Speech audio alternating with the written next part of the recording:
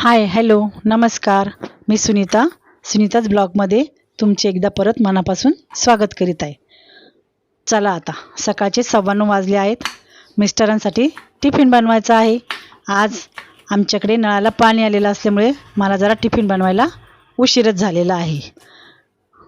तर आता मी मिस्टरांच्या टिफिनसाठी मटकीची उसळ, चपाती बनवणार होते, परंतु मिस्टर म्हणाले मला नुसती मटकीची उसळ देऊ नको, त्यासोबत काहीतरी तिखट व चमचमीत काहीतरी बनवून दे.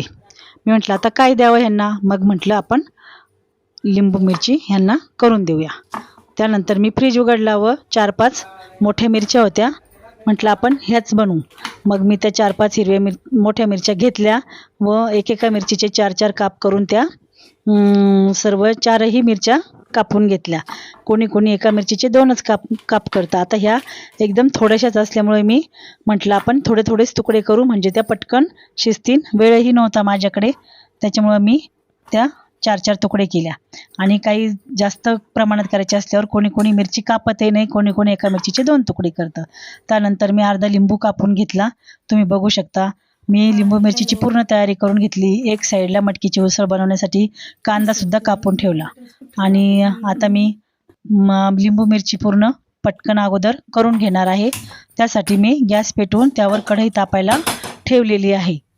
आणि आता मी कढईमध्ये थोडेसे तेल टाकून घेणार आहे. तुम्ही बघू शकता तेल एकदम थोडेसे टाकणार आहे, कारण की मिरच्या 4-5 आहे, त्याच्यामुळे तेलाची काही जास्त गरज पडणार नाही. आणि आपण मिरच्यामध्ये जे लिंबू आणि मीठ टाकतो ना, त्याला पाणी सुटतं, त्या पाण्यामध्येच मिरची एकदम छान शिजते.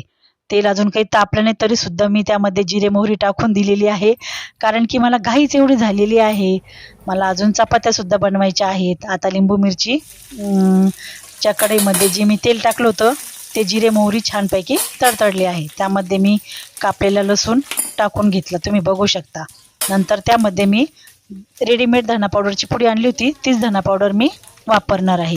मी तशी तर घरगुती बनवून ठेवत असते, पण यावर्षी उन्हाळ्यातच पाऊस सुरू झालेला असल्यामुळे मला काही वेळच मिळाला नाही, त्याच्यामुळे मी यावर्षी रेडीमेडच पुड्या वापरत आहे.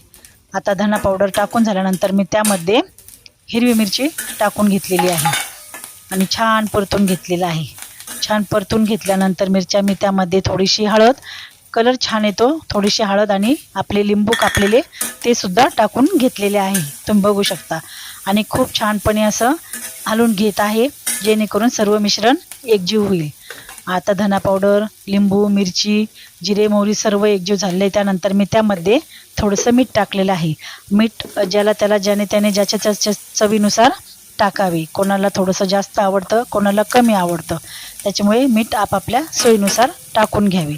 तुम्ही बघू शकता मिरचीला खूप छान कलर आलेला आहे. आता मी लिंबू मिरचीची कढई दुसऱ्या छोट्या गॅसवर ठेवलेली आहे, कारण की मला मोठ्या गॅसवर मटकीची उसळ बनवून घ्यायची आहे. आता मी लिंबू मिरचीची कढई थोडा वेळ प्लेटने वाफेत होण्यासाठी झाकून ठेवणार आहे. आणि अलीकडच्या गॅसवर मी कढईमध्ये मटकीची उसळ करून घेणार आहे, कारण की मला वेळच नाही. मला लिंबू मिरचीही पटकन व्हायला पाहिजे आणि मटकीची उसळ पण. मटकीच्या उसळची रेसिपी मी तुम्हाला पुढच्या ब्लॉगमध्ये दाखवेल, कारण की मला आत्ता वेळ नाही. त्यानंतर माझी मटकीची उसळसुद्धा मी कांदा, कापलेला लसूण, कापलेली कोथिंबीर आणि कापलेली मिरची ह्यामध्ये मी फोडणी देऊन परत गॅस चेंज केलेला आहे. आता तुम्ही बघू शकता माझी लिंबू मिरची छानपैकी झालेलीच आहे. बघा तुम्ही, कलरसुद्धा खूप छान आलेला आहे. आणि मी त्यामध्ये थोडंसंसुद्धा पाण्याचा वापर केलेला नाही. मिरचीसुद्धा खूप छान शिजलेली आहे. बघा तुम्ही, खूप छान वास येत आहे. असं वाटतं लगेच चपाती घेऊन खायला बसावं. मी त्यानंतर त्याच्यावर थोडीशी कापलेली कोथिंबीर घातलेली आहे. कोथिंबीर घालायची की नाही हे आपण आपलं ठरवू शकतो, पण मला आवडते म्हणून मी कोथिंबीर घातली. नंतर तुम्ही मटकीची उसळसुद्धा बघू शकता, मोकळी मी किती छान केलेली आहे. बघा तुम्ही, मटकीची उसळ पण छान आहे, पण अजून तिला 2-3 मिनटं शिजू द्यावं लागेल, तोपर्यंत माझ्या चपात्या होतील.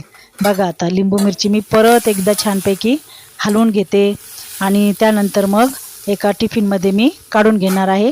मिस्टरांना टिफिनमध्ये देईल व माझ्यासाठी थोडीशी प्लेटमध्ये काढून घेईल. बघा तुम्ही, लिंबू मिरची मी टिफिनमध्ये भरलेली आहे. माझ्या चपात्यासुद्धा झालेल्या आहे. आता मी मिस्टरांचा डबा बघा, लिंबू मिरची, मटकीची उसळ व चपाती.